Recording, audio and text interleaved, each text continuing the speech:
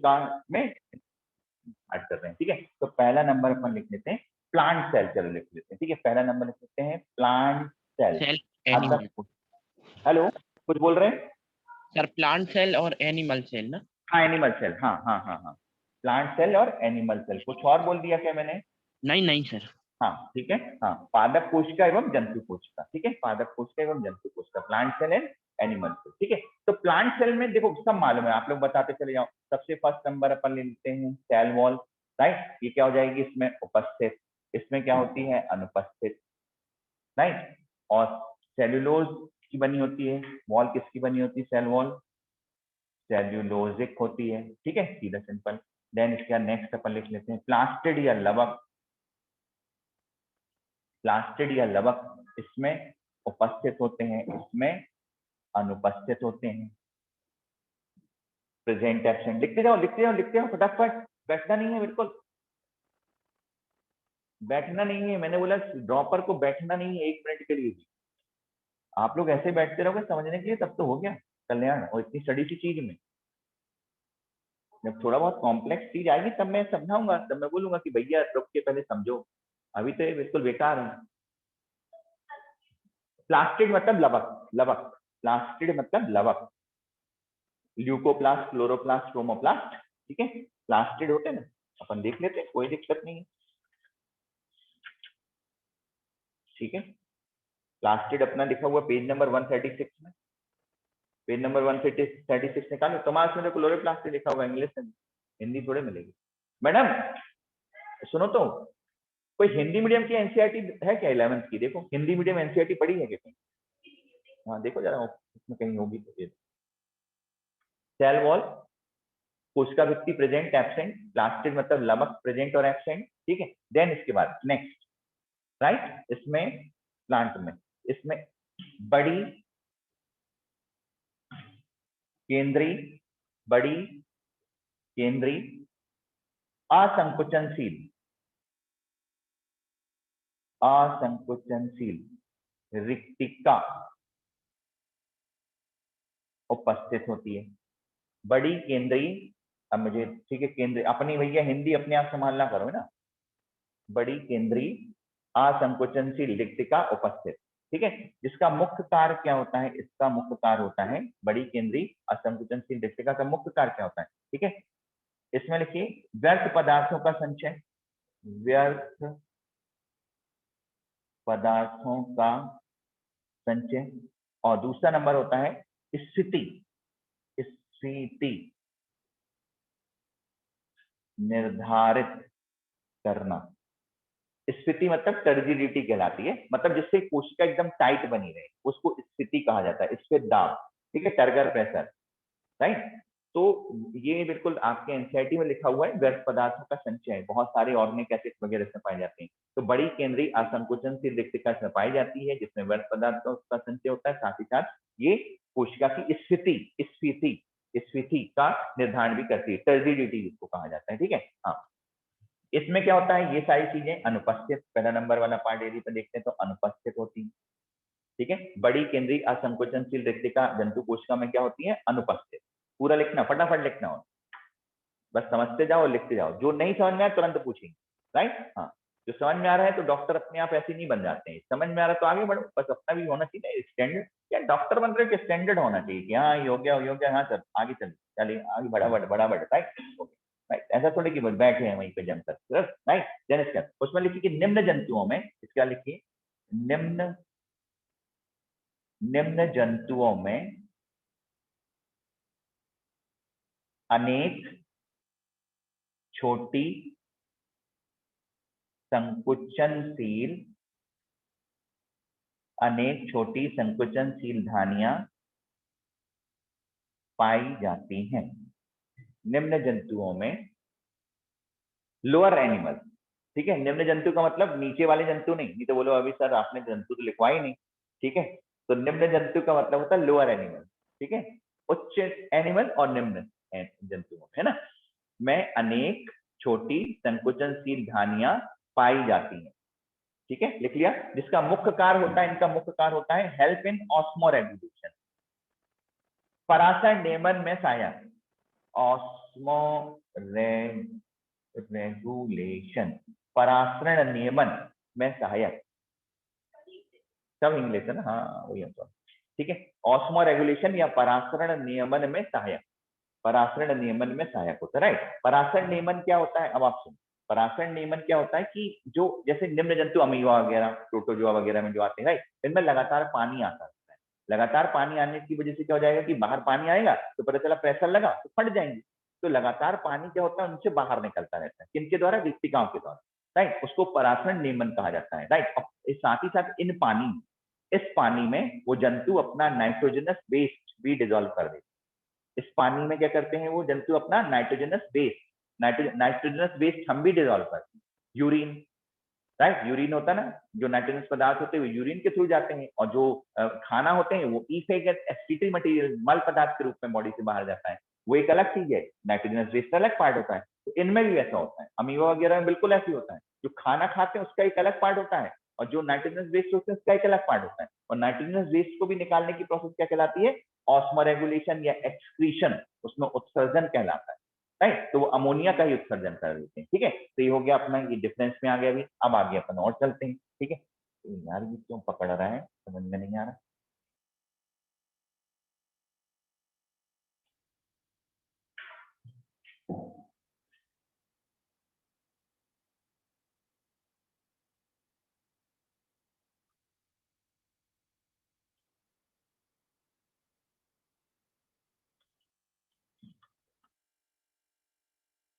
चलो, राइट, और डिफरेंस अपन ले लेते हैं। चलो, दोनों में और जो प्लांट और एनिमल सेल के और जो डिफरेंस आएंगे, और बोलते जा भाई, जिसमें जो आएंगे और बोलो, और बोलो, तुम लोग ही बोलो, कोई दिक्कत थोड़ा है। और डिफरेंस बोलो, और डिफरेंस बोलो।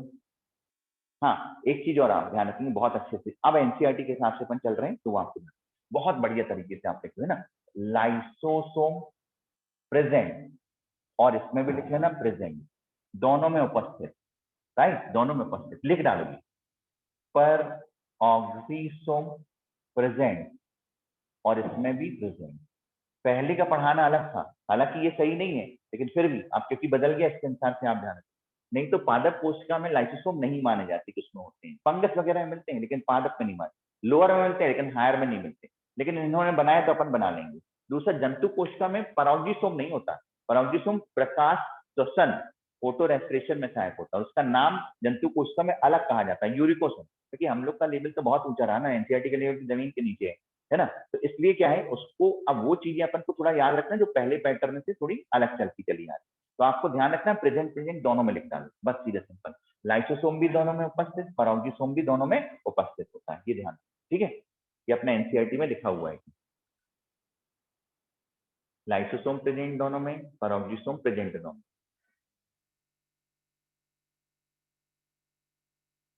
ठीक है, अब आगे चलें। परागजीसोम ही कहते हैं, उसकी कोई हिंदी नहीं है। हाँ चाहे मैडम, बिल्कुल, परागजीसोम की कोई हिंदी नहीं। ठीक, आगे चलें। लाइसोसोम की लयन का है, राइट, लयन का है, उसको लयन मतलब तोड़ना होता है। और परागजीसोम तो आप लोग के इसमें दिया भी नहीं है, सूक्ष्म बॉडीज बस दिए, तो परागजीसोम से अलग नहीं है। ठीक है, हाँ आगे चलें। ठीक है, हाँ मैडम, मैडम ज्योति, वो उनको देख लेना वीडियो सही चल रहा है कि नहीं, प्रोजेक्टर, राइट। नेक्स्ट, नेक्स्ट अपन आ जाए, अब इसमें जाते हैं नेक्स्ट, जो बहुत अच्छा डिफरेंस है, राइट। आप जैसे मैं लिख रहा हूँ बिल्कुल वैसा, इसमें लिखो सेंट्रोसोम मतलब तारक काय, सेंट्रिओल तारक केंद्र, एस्ट्रल रेज, ये सब पादप कोशिका में नहीं पाए जाते और इसमें पाए जाते हैं। ठीक है, तारक काय, तारक केंद्र, तारक किरण, तारक काय, तारक केंद्र, तारक किरण। ठीक है, आप आ जाओ पेज नंबर 138 पे भाई। पेज नंबर 138 पे आपको मिलेगा, बिल्कुल मैं दिखाऊंगा, चिंता वाली कोई बात नहीं, आप लोग को बिल्कुल अपना अपना टाइप का लगेगा। 138 मिल गया ऊपर, 138 में देखो ऊपर, तारक काय, तारक केंद्र, सेंट्रियोल, सेंट्रोसोम मिला। मिल गया। हाँ बिल्कुल सही, सेंट्रोसोम एवं सेंट्रियोल मिल गया सबको। 138 नहीं मिला तुमको, तुम क्रोमोसोम में पहुंच गई। ज्योति और पढ़ता तुम पुराने इंग्लिश में थोड़ा सा, नहीं नहीं यही होगा तुम्हारे से, यही होगा। नीचे देख, नीचे क्या लिखा है इस साइड गरी, हाँ इधर, हाँ ये क्या है, सेंट्रियोल एंड सेंट्रोसोम है ना, हाँ यही है। इसकी हिंदी हिंदी मीडियम में लिखी है, तारक काय और तारक केंद्र, तारक काय तारक केंद्र सेंट, और ये बहुत बड़ा डिफरेंस है राइट, ये बहुत बड़ा डिफरेंस है, तो थोड़ा सा आप इसको ध्यान रखना। अभी मेरा प्रोजेक्टर वहां पर है, ठीक है। अब आप एक काम करो जरा, इसी में शुरू वाला पार्ट आप निकाल लो, बिल्कुल सब लोग देखेंगे, ठीक है। बिल्कुल शुरू में जो है पेज नंबर आ जाओ, आप पेज नंबर आ जाओ 130, 130, 130, 130, 130, 130, 130 मिल गया सबको, 130, 130 प्लांट सेल और एनिमल सेल बनी हुई है, बनी है। हाँ बहुत अच्छे से देखते जाएंगे, अंट और एनिमल सेल दोनों बनी। देखो ऊपर से मैं देख बता रहा हूँ, ये है खुरदुरी अंतः प्रद्रव्य जालिका, मतलब रफ रफ एंडोप्लाज्मिक रेटिकुलम बना हुआ। देखो लाइसोसोम उसी के बारे में बाजू में है, उसको मार्क कर लो जरा, लाइसोसोम को मार्क करो अच्छे से, लाइसोसोम उसमें भी बना हुआ है,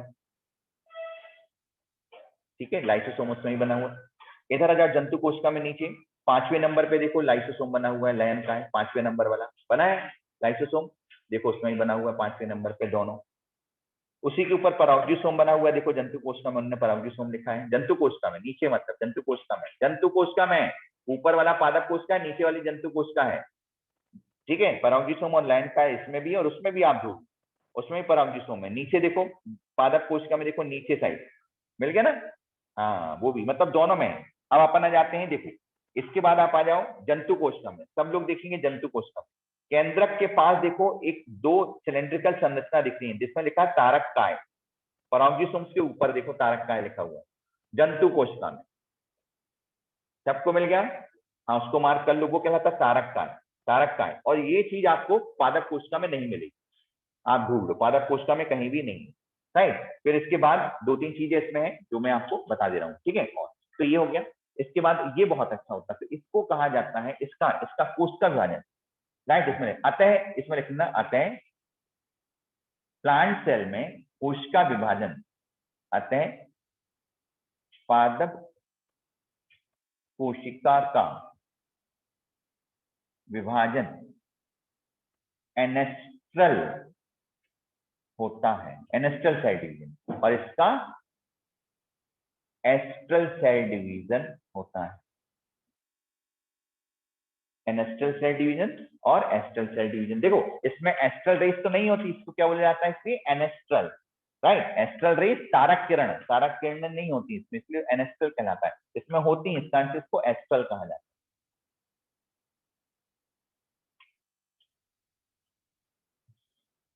तो इसमें तारक का है, तारक केंद्र, तारक किरण नहीं होती, इसलिए एनेस्ट्रल सेल डिवीजन, और इसमें होती है, इस कारण से इसको एस्ट्रल सेल डिवीजन कहते हैं।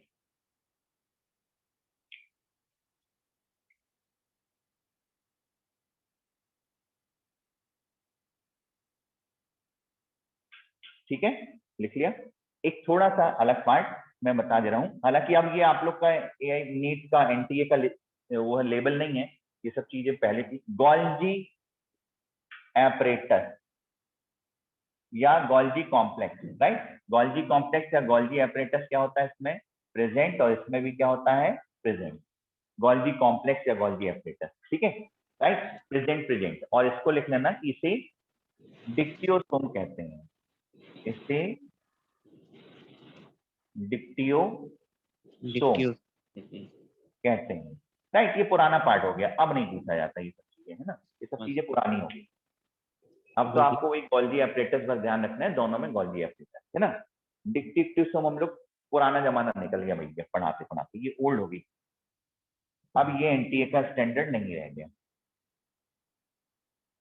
डिक्टियोसोम दूसरे दूसरे, अब दूसरे दूसरे नाम नहीं पूछे जाते कोई भी, ठीक है। लाइसोसोम को तो स्फीरोसोम भी कहा जाता था, ये सब चीजें लिखवाते थे बहुत ज्यादा डिटेल में, अब वो सब चीज नहीं आती, ठीक है। तो यदि ये याद रह जाए तो ठीक है ना, ये एक अच्छा पॉइंट है, इस कारण से मैंने बता दिया कि पादप कोशिका की गोल्जी कॉम्प्लेक्स को डिक्टियोसोम कहा जाता है, ठीक है। हालांकि एनटीए ने आज तक की डेट में ये नहीं पूछा कभी, राइट, कभी नहीं आया। हाँ एमपीपीएमटी का स्टैंडर्ड था, ये एमपीपीएमटी का स्टैंडर्ड, एमपीपी जब भर के दे दिए हम लोग, है ना। तो ये ठीक, एनिमल सेल में प्रेजेंट, तो दोनों में गोल्जी कॉम्प्लेक्स प्रेजेंट, अपन को ये ध्यान रखना है बस, है ना, सीधा सिंपल, जैसा एनसीईआरटी में दिया हुआ, उसके अलावा नहीं। अब इसके बाद नेक्स्ट अपन आ जाते हैं, ठीक है। हाँ इसमें लिख लो कि पादप कोशिका में, इसमें लिख लो, नेक्स्ट लिखना जल्दी से लिखो कि पादप कोशिका में फटाफट लिखो। पादप कोशिका में 20 से अधिक प्रकार के एमिनो एसिड पाए जाते हैं। जल्दी जल्दी लिखो। 20 से अधिक प्रकार के, लगभग आपको जान के आश्चर्य होगा 100 से 150 प्रकार के एमिनो एसिड नेचर में मिलते हैं और प्लांट्स में पाए जाते हैं। राइट, तो ये चीज आपको ध्यान रखना है कि पादप कोशिका में 20 से अधिक प्रकार के एमिनो एसिड्स पाए जाते हैं। 20 से अधिक प्रकार के एमिनो एसिड्स पाए जाते हैं पादप कोशिका में। ठीक है, 20 से अधिक प्रकार। इसमें लिख लो, इसमें 20 प्रकार के एमिनो एसिड्स पाए जाते हैं। इसमें 20 प्रकार के एमिनो एसिड पाए जाते हैं, जिसको दो भाग में विभाजित किया गया है। अनावश्यक एमिनो अम्ल और आवश्यक एमिनो अम्ल भाई, है ना। अनावश्यक और आवश्यक, ठीक है, अनावश्यक एमिनो एसिड और आवश्यक एमिनो एसिड। ठीक है, किसी का माइक ऑन है, माइक ऑफ कर दो भाई, नहीं तो मेरी आवाज नहीं सुनाई देगी फिर दूसरे लोगों को। ठीक है, और मैं नाम ले रहा हूं, आप ये ध्यान रखो। ठीक है, नाम अभिषेक, नागर, दुर्गेश, ज्योति, कैरिशी, कैरिशी तो नाम, ठीक है, और वसुंधरा। इसके अलावा एक शायद लड़की का जो है 3A5DD848, ये आप मोबाइल में अपना नाम डाल के ही एंटर होंगे तो ज्यादा अच्छा रहेगा, नहीं तो नेक्स्ट पीरियड से एंट्री नहीं होगी। हर स्टूडेंट अपना जो जूम मीटिंग है उसमें अपना नाम आप रखो। नाम बताने में क्या जा रहा है यार, गुमनाम तरीके से क्यों जीना है कि नहीं। डॉक्टर बन जाओगे तो गुमनाम तरीके से ना दिखाई देने वाले के हिसाब से जियोगे क्या। नाम लिखो अच्छे से, उसमें क्या नाम है वो समझ में आए, हमें भी पूछने में मजा आएगा कि किसका नाम है, कौन है, पता ही नहीं है कौन बैठा हुआ है। ठीक है, अभी तो वो हालांकि हम लोग अलाउड कर देते हैं, तो बाद में तो जैसे हम लोग की पूरी क्लास 11 12 1 विदाउट नेम वाला, तो कोई पूरा कंप्लीट नेम लिखा होना चाहिए, तो कोई अपीयर ही नहीं होता। आप लोग भी ध्यान रखो, पूरा नाम लिख करके ही नेक्स्ट पीरियड में अपीयर होंगे। ठीक है, जिसका है वो ध्यान रखिएगा थोड़ा सा। राइट, तो अनावश्यक, और कोई चोरी तो कर नहीं रहे यार, नाम क्या बताने में क्या जा रहा है यार, हम तो वहां पर केस थोड़े कर रहे हैं। ठीक है, अनावश्यक पढ़ाई कर रहे हो ना, ईमानदारी से करो। अनावश्यक एमिनो एसिड्स मतलब होता है, कौन से होते हैं अनावश्यक एमिनो एसिड्स, मतलब बताओ, तुम लोग बताओ। जिन्हें हमारा शरीर बनाता है। जिन्हें हमें हमारा शरीर बनाता है, बहुत बढ़िया बहुत बढ़िया। जिनको हमारा शरीर बनाता है, जिनको कोशिकाएं खुद बना ली। राइट, लिख लो जरा, जिनको कोशिकाएं स्वयं बना, जिनको कोशिकाएं स्वयं बनाती हैं और जिनको कोशिकाएं नहीं बना पाती। कहाँ दिया हुआ है ये भाई, कहाँ दिया हुआ है, चलो बताओ। दुर्गेश ने बोला, दुर्गेश कहाँ दिया हुआ है। तो सर हमने नहीं बोला। अच्छा, तो किसने बोला, ज्योति। सर मैंने। एक तो अभी ने लैपटॉप नहीं होता, लैपटॉप वहां लग जाता है, इस कारण से गड़बड़ हो जाती है, नहीं तो उसमें काफी चीजें। देखो, जिनको हमारा शरीर बनाता है ये लिख सकते हैं, जिनको हमारा शरीर बनाता है, और जिनको हमारा शरीर नहीं बनाता ये लिखना, जिनको हमारा शरीर नहीं बनाता, इन्हें हमारा शरीर नहीं बनाता। आवश्यक एमिनो एसिड हमारा शरीर नहीं बनाता। ठीक है, तो फिर कहां से मिलेगा ये, चलो बताओ कहां से मिलेगा ये, कहां से मिलेगा ये, धन्यवाद। कहां से मिलेगा हमको, चाय से, खाने से, समझ में आएगा। तो थैंक यू। तो ये हमको मिलता है खाने से, फूड से। राइट, हाँ, हमारा शरीर जिस चीज को बना लेगा, कुछ कुछ जो हमको मिलते हैं, जो फूड होता है उससे मिलता है ये। राइट, अब निकाल लो जरा पेज नंबर, आप आ जाओ पेज नंबर 147, और फ्लोरेसेंट पेन रखो भैया। फ्लोरेसेंट, मेरा कहना नहीं मानोगे, कभी सिलेक्ट नहीं हो सकते, आप गारंटी में लिख के दे सकता हूँ, और मेरा कहना मानोगे तो आपका सिलेक्शन हो जाएगा जी, मेहनत करोगे। ठीक है, शिल्पी टाइप, दमों की लड़की है, दमों की लड़की ने भी हमारे से क्रॉस करके वो बता रही सर मेरे 605 नंबर आ रहे हैं। मैंने बोला वाह क्या बात है, 605 नंबर। हालांकि इंग्लिश मीडियम में तो 670 और 660 वाले भी हैं, 650 वाले भी हैं, काफी स्टूडेंट्स हैं, लेकिन हिंदी मीडियम में आना एक चैलेंजिंग बात हो जाती है। हिंदी मीडियम वालों के लिए बहुत अच्छा लगता है, हिंदी मीडियम वाले यदि इतना कर पाते। 600 प्लस चले गए तो क्या बात है यार। ठीक है, हाँ, तो पेज नंबर 147, पेज नंबर 147 में नीचे आ जाओ, नीचे जब तीसरे नंबर की लाइन, ठीक है, हाँ, ऊपर से पढ़ देना थोड़ा सा, है ना, 4-5 लाइन ऊपर। एमिनो अम्लों के बारे में यह जानकारी अति महत्वपूर्ण है। मिल गया सबको, मिल गया सबको? हाँ, जैसा कि बाद में पोषण अध्ययन में आप पढ़ेंगे, मतलब डाइजेशन में, कुछ एमिनो अम्ल स्वास्थ्य के लिए अति आवश्यक होते हैं, राइट, अति आवश्यक, जिनकी आपूर्ति खाद्य पदार्थ के द्वारा होती है। जिनकी आपूर्ति किसके द्वारा होती है? खाद्य पदार्थ। कौन से आवश्यक, कौन से अति आवश्यक, समझ गए? खाद्य पदार्थ के द्वारा होती है। इस तरह आहार को प्रोटीन, इस तरह आहार की प्रोटीन इन आवश्यक एमिनो अम्लों की स्रोत होती है। आवश्यक की स्रोत क्या होता है? आहार, खाना। इस प्रकार से एमिनो अम्ल अनिवार्य व अनिवार्य हो सकते हैं। अनिवार्य यानी छोड़ो यार, अनावश्यक वे होते हैं जो हमारे शरीर में बनते हैं, राइट। जबकि अन्य जो आवश्यक एमिनो अम्ल की पूर्ति खाद्य पदार्थ द्वारा होती है, ठीक है। और ये तो अलग हो गई, ये मैंने आपको बता दिया, यहाँ मार्क करो। आप ये ध्यान रखना, आवश्यक अनावश्यक के बारे में क्वेश्चन पूछ सकते हैं। और ये आवश्यक अनावश्यक पूरे 20 प्रकार के एमिनो एसिड मैं आपको बाद में जेनेटिक्स में लिखवा दूंगा, राइट, कोई दिक्कत नहीं, अभी पढ़ने की जरूरत नहीं है। जेनेटिक्स में पूरा जेनेटिकल कोड में पूरे 20 टाइप्स ऑफ एमिनो एसिड में लिखवा देता हूँ, तो उसमें मैं बता दूंगा कौन से आवश्यक है, कौन से अनावश्यक है, राइट। हालांकि अभी मैं लिखवा दूंगा तो दिमाग बिल्कुल फ्यूज हो जाएगा अभी, राइट, तो ये रहने दो। देन नेक्स्ट आप प्लांट सेल और एनिमल सेल में आगे आ जाते हैं, अपन देख लेते हैं आवश्यक हो गया, अनावश्यक हो गया, और कौन सा डिफरेंस होता है यार? और भी तो डिफरेंस था, कोई 2-3 थे अच्छे बड़ी होगी, अब ध्यान में, हाँ राइट, जो इस बार आया था, बहुत अच्छा पार्ट, राइट। उसमें लिखना कि पादप कोशिका, एक मिनट सुनिए, दो समीपस्थ कोशिका आपस में जुड़ी होती है, राइट, और दो समीपस्थ कोशिका का साइटोप्लाज्म या जीव द्रव्य आपस में जुड़ता है, राइट। सुनिए, दो समीपस्थ पादप कोशिका आपस में जुड़ी होती है मिडिल लैमेला, मध्य पट्टिका द्वारा, मिडिल लैमेला द्वारा, और जंतु कोशिका आपस में जुड़ी रहती है डेस्मोसोम के द्वारा, राइट। डेस्मोसोम्स में इसी बार आया था टाइट जंक्शन, राइट। जो टाइट जंक्शन होता है सबसे ऊपर होता है, वो लीकेज को रोकता है, इस बार आईआईपीएमटी में पूछा गया था, राइट। साइटोप्लाज्म को जोड़ने वाला बहुत अच्छा है। पादप कोशिका में साइटोप्लाज्म को जोड़ने वाला जो पार्ट होता है उसको कहते हैं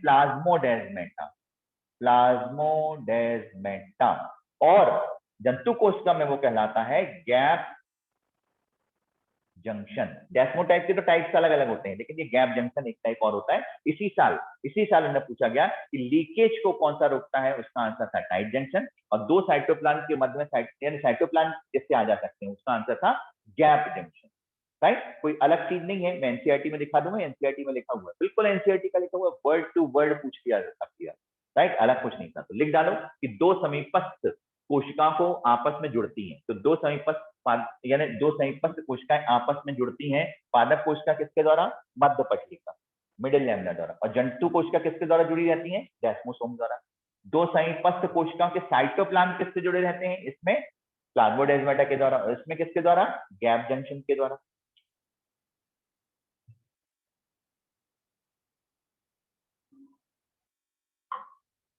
टाइम क्या हुआ? टाइम बता।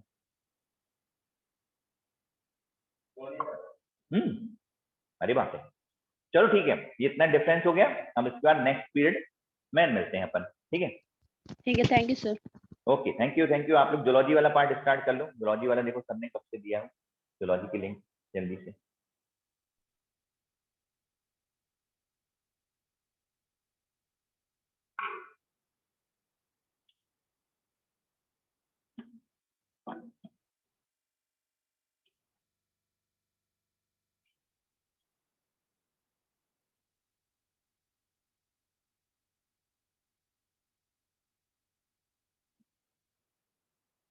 ठीक है, तुम लोग यहाँ से करके वहां आ जाओ, फिर उसमें आ जाओ।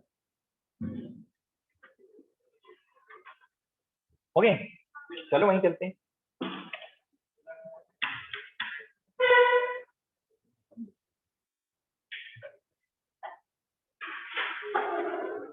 आराम से निकलना बस, है ना।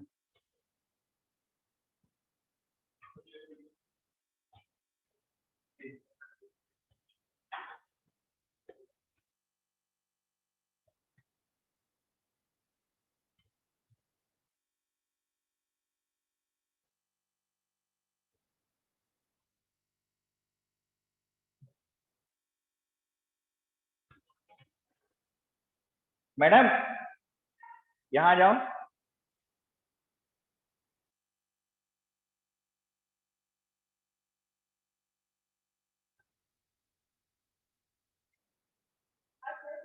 अच्छा, इनकी नंदी की क्लास 10 बजे से स्टार्ट है ना? तो 10 बजे से स्टार्ट है, तो इसको तुम उस समय ऑन कर देना, है ना? अभी तो ठीक है, इसको अपन ऐसे ही रहने देते हैं, और तो कुछ नहीं है, वॉक तो बने रहने दो इसको, है ना? बाद में इसको start। ये अपन अभी ये अभी ऑफ कर देंगे, इसको इससे ऑन कर देना, है ना? ये वाले साइड, ठीक है? तो इसको तो अपन ने भी वो हो ही जाएगा, इसको मत डिस्टर्ब करना। चार्जिंग में लगा देंगे, हाँ लगा दो, यदि हो जाए तो। कितना रह गया? हाँ हाँ, लगा लो, लगा दो। हाँ आराम से लगाना मैडम, हिले ना वो, है ना? आ जाओ नहीं तो येलो का हो गया, चलो ये जाओ जरा वहाँ फटाफट जल्दी से। अच्छा तुम लोग okay, bye, thank you. End कर दो।